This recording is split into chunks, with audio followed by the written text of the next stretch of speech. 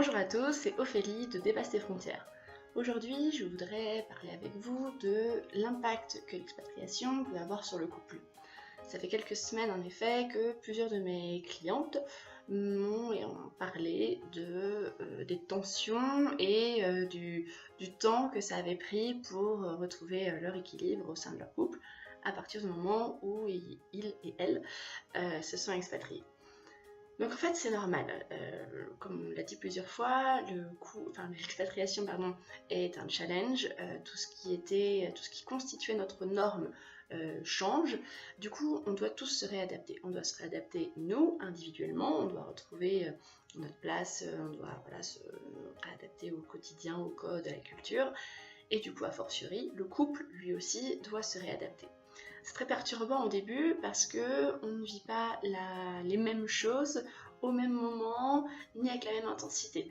Et du coup, c'est très perturbant d'être dans ce nouvel environnement où on a un repère qui est notre conjoint, notre ami, et de voir que cette personne qui est censée être notre repère ne vit pas les mêmes choses, ne les vit pas au même moment, voire ne les vit pas du tout, ou ne les vit pas avec la même intensité, de dire mais comment ça se fait qu'il s'attarde là-dessus alors que c'est pas non plus incroyable, alors que du coup, nous il y a quelque chose qui nous perturbe réellement, et de se dire mais comment ça se fait qu'il comprend pas que ça me perturbe. Donc voilà, c'est vraiment compliqué dans le sens où on vit les choses de manière différente.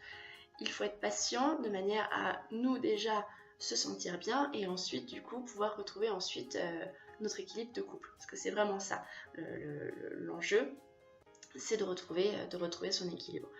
Donc il y a plusieurs motifs entre guillemets qui peuvent causer ces tensions. Par exemple, ça peut être la personne la personne qui avait un travail ou qui avait plus envie de partir au sein du couple, qui du coup peut culpabiliser, de se dire oh là là,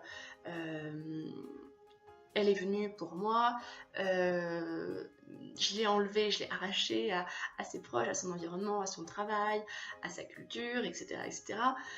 Ça peut être également une autre source de tension, ça peut être la personne qui du coup a suivi, entre guillemets, de se dire mais c'est très compliqué, avant de travailler en tout cas, c'est très compliqué de ne pas travailler, c'est très compliqué la dépendance financière, c'est compliqué parce que du coup, mon ami, mon conjoint est déjà à 400% dans son nouveau travail. Moi je me sens seule, c'est encore plus compliqué lorsqu'il y a un confort matériel derrière, plutôt sympa, et que malgré ce confort, malgré toutes les cases qu'on a l'impression de cocher dans la vie parfaite, entre guillemets, de dire mais non, même là ça va pas. Et c'est compliqué de se remettre en question et de se dire mais qu'est-ce qui se passe en moi, pourquoi est-ce que moi ça va pas ici alors que alors qu'on a la chance d'être là, alors que c'est une chouette destination, alors que voilà, on manque de rien, etc., etc., etc. Donc voilà, c'est vraiment un équilibre à retrouver. Il faut pas hésiter du coup à prendre son temps, à être conscient que ça va pas juste être un copier-coller de on prend la vie qu'on avait en France, hop, on la met dans une valise et on la calque dans le nouveau pays. Non, c'est vraiment différent, ça prend du temps, et la bonne nouvelle c'est que à chaque expatriation ce sera la même chose, ce sera un nouvel équilibre à retrouver, et idem pour le retour en France. Voilà, ça fait partie du package de l'expatriation.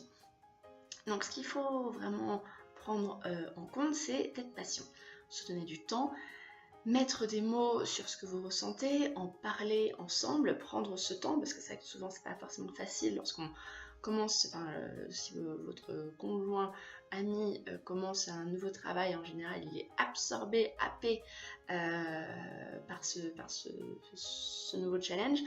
Donc n'hésitez pas à organiser des moments où vous en parlez ensemble, vous vous posez, où vous voyez comment ça se passe pour l'un, pour l'autre. Et également, très important, d'avoir son projet, d'avoir son pourquoi en tête. J'en parle à chaque fois, mais parce que pour moi c'est vraiment la clé de l'expatriation, de savoir ce qui nous a amené ici, qu'est-ce qui nous a fait dire oui, qu'est-ce qui nous a fait dire ok, ça y est, on fait les valises, on s'en va. Voilà, d'avoir vraiment ce pourquoi en tête, et aussi les objectifs d'expatriation. Qu'est-ce qu'on a envie d'atteindre? Ça fait aussi partie de son pourquoi, mais c'est un peu différent. C'est vraiment très très important d'avoir ça en tête de manière à continuer à être boosté, d'avoir quelque chose auquel se raccrocher, même quand on a un petit moment de down et qu'on se dit mais pourquoi je suis venue ici et qu'est-ce que je fais là?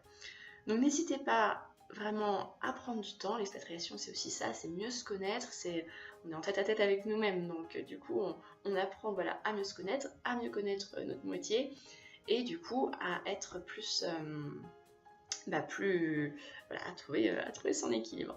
Donc n'hésitez pas, si vous avez du mal à faire ce cheminement seul, le coaching peut aussi vous aider à réfléchir, à voir vos points bloquants, à démêler vos pensées, parce que c'est vrai qu'il y a tellement d'informations qui arrivent en même temps, plus la perte des repères, que ça peut être aussi un peu perturbant. Donc n'hésitez pas à me contacter. Sur mon site, j'ai également une trame, un document gratuit, libre d'accès. Vous avez juste à le télécharger qui peut vous guider à créer votre pourquoi et enfin à trouver votre pourquoi et vos objectifs d'expatriation. Donc voilà, n'hésitez pas à prendre votre temps et vraiment sachez qu'en retrouvant cet équilibre que tout se passera au mieux. Voilà, à très bientôt.